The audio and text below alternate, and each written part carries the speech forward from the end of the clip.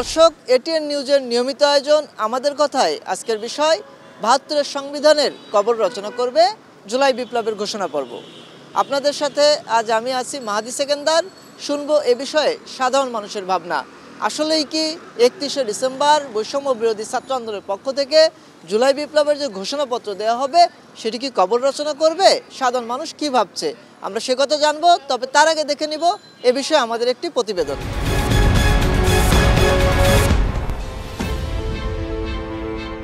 Comrades, now or never, অর্থাৎ এখন না হলে কখনোই না। ৩১ ডিসেম্বর শহীদ মিনার, এখনই সময় বাংলাদেশের জন্য। শনিবার সন্ধ্যার পর থেকেই সামাজিক মাধ্যমে পোস্ট করতে শুরু করেন বৈষম্য বিরোধী ছাত্র আন্দোলনের সমন্বয়করা। তাদের সঙ্গে তাল মিলিয়ে উপদেষ্টা আসিফ মাহমুদও লেখেন প্রোক্লেমেশন অব জুলাই রেভলিউশন। কি ঘটতে যাচ্ছে ৩১ ডিসেম্বর, এ নিয়ে শুরু হয় নানা জল্পনা কল্পনা।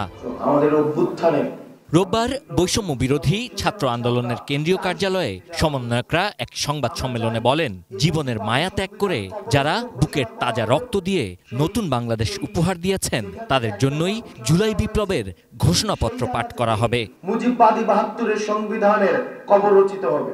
হত্যার যারা রাজনীতি করেছে, যারা জনগণের বিপরীতে, আশা আকাঙ্ক্ষার বিপরীতে দাঁড়িয়েছে, আমরা প্রত্যাশা রাখছি এই জুলাই প্রোক্লেমেশন অফ জুলাই রেভলিউশনে এই নাৎসিবাদী এই দলটিকে সেখান থেকে বাংলাদেশে অপ্রাসঙ্গিক ঘোষণা করা হবে।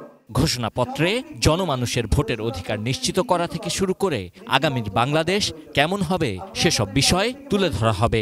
এই ঘোষণাটি আমাদের সামগ্রিকভাবে পুরো বাংলাদেশের একটি লিখিত দলিল হিসেবে থাকবে, যেই দলিল আমাদের নতুন করে যে স্বপ্নগুলো সেই স্বপ্নগুলোকে ধারণ করবে, যেই দলিল আমাদের বিগত সিস্টেমগুলোকে রিজেক্ট করবে, নতুন যে সিস্টেমগুলো আমরা প্রত্যাশা করি সেগুলোকে বাস্তবায়নের পথ দেখাবে। বৈষম্য বিরোধী ছাত্র আন্দোলন ও জাতীয় নাগরিক কমিটি রাজনৈতিক দল হিসেবে কখনোই আসবে না বলেও পরিষ্কার বার্তা দেয়া হয় সংবাদ সম্মেলন থেকে। তবে এই দুই সংগঠনের কেউ চাইলে যে কোনো রাজনৈতিক দলের সঙ্গে কাজ করবেন। রক্তের মূল্য দিতে চাচ্ছি, তাদের সেই স্বপ্ন হচ্ছে মুজিবকে কাল্ট বানিয়ে যেভাবে দেশের মানুষের উপর শোষণ করা হয়েছে সেই কাল্টিজম থেকে বেরিয়ে এসে বাংলাদেশের প্রতিটি কৃষক, শ্রমিক, মজুর, প্রত্যেকটি সাধারণ মানুষ নিজেরাই এই দেশের যে অংশীদার সেটা তাদেরকে আমরা বুঝাবো। যারা এই বিপ্লবের চেতনাকে মনে প্রাণে ধারণ করেন তাদের সবাইকে জুলাই বিপ্লবের ঘোষণাপত্রের দিন কেন্দ্রীয় শহীদ মিনারে অংশ নেয়ার আহ্বান জানান সমন্বয়করা। নতুন বাংলাদেশ পুনর্গঠিত হতে হবে। Sabbir Ahmed, ATN news, Dhaka. এতক্ষণ প্রতিবেদনটি দেখলাম, এবার জানবো সাধারণ মানুষের ভাবনা। চলুন দর্শক, জেনে নিই কি ভাবছে সাধারণ মানুষ। দেশটাকে সুন্দরভাবে চালাতে হলে আমার ১৯৭১ সালের যুদ্ধের তাৎপর্যতা যথার্থ রেখেই আমার আগাতে হবে এবং পাশাপাশি যাতে করে পরবর্তীতে কোনো সরকার অরাজকতা না করে সুন্দরভাবে দেশটাকে সাবলীলভাবে চালাতে পারে, সেজন্য যা যা করণীয় দরকার সংবিধানে যদি কোনো কারেকশন প্রয়োজন থাকে অবশ্যই সেগুলোও করবে। তো যে উদ্যোগটা নিয়েছে সেটা অবশ্যই ভালো, কিন্তু ৭২-এ যে সব কিছু একদম প্রোপাগান্ডার মধ্যেই চলে গেছে এরকম তো না, অনেক কিছু তো সত্য থাকতেও পারে, আমরা সেটা জানি না। আমার মতে আমার ৭২ সংবিধানের পক্ষে যারা আছে এবং যারা এখন সংশোধন করতে যাচ্ছে ৭২ সংবিধানটা বা পরিবর্তন করতে যাচ্ছে, তাদের একই সাথে একটা টেবিলে বসে আলোচনা করে জিনিসটা সংশোধন করা উচিত। আগের যে সংবিধানটা হয়ে গেছে আমরা সেটাকেই সংস্কার করে নতুন কিছু রুলস অ্যাড করে যদি সেটাকে একটু মডিফাই করতে পারি তাহলে সেটা আমাদের জন্য ভালো হয়। কারণ ওখানকার আগের সংবিধানের বা ৭২-এর সংবিধানের যে সবগুলো মানে সেক্টরসই যে একদমই মানে রং বা একদমই যে ভুল এরকম তো না, অনেক সেক্টরে আছে যেগুলো আসলেই কার্যকর, যেগুলো আসলে আমাদের দেশের জন্য উপযোগী, হয়তো বা কার্যকর করা হয়নি। সংবিধান কতটুকু কার্যকর হয়েছে এটা আমরা দেখেছি।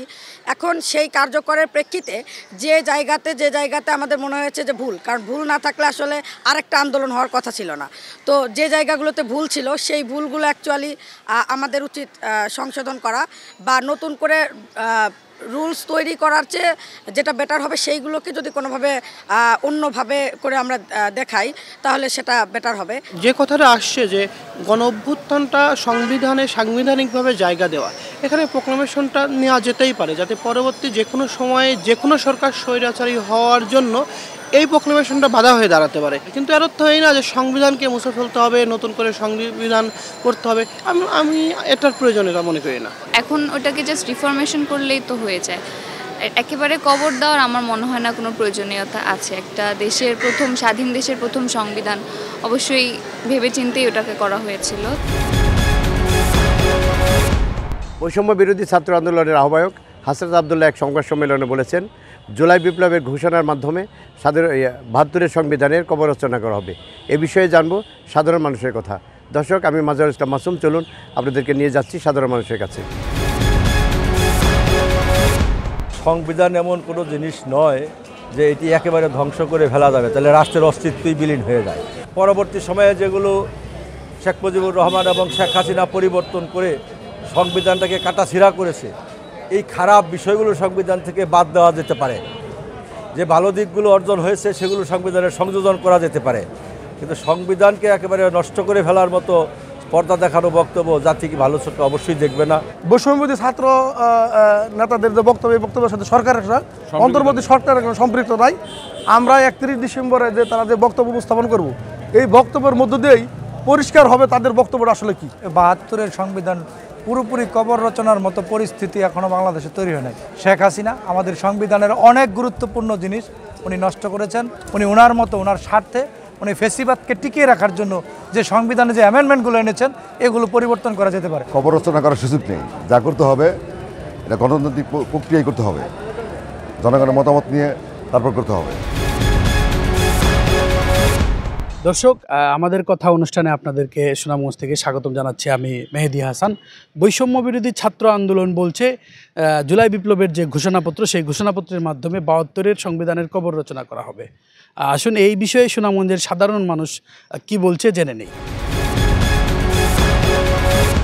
বাংলাদেশ কিন্তু একটি ধারাবাহিক আন্দোলনের একটা ফসল। এই ধারাবাহিকতাকে যদি অস্বীকার করা হয়, যদি ৭২কে বলা হয় যে কবর রচনা করা হবে, তাহলে আসলে বেশি দিন লাগবে না যে ২৪-এরও কবর রচনা হবে। যারা দেশ চালাবে তাদের জন্য আমরা নিজেরাই সিলেক্ট করতে পারি, সেই অধিকারটা আমাদের রাখতে হলে অবশ্যই ৭২-এর সংবিধান বাদ দিয়ে নতুন করে সংবিধান প্রণয়ন করতে হবে।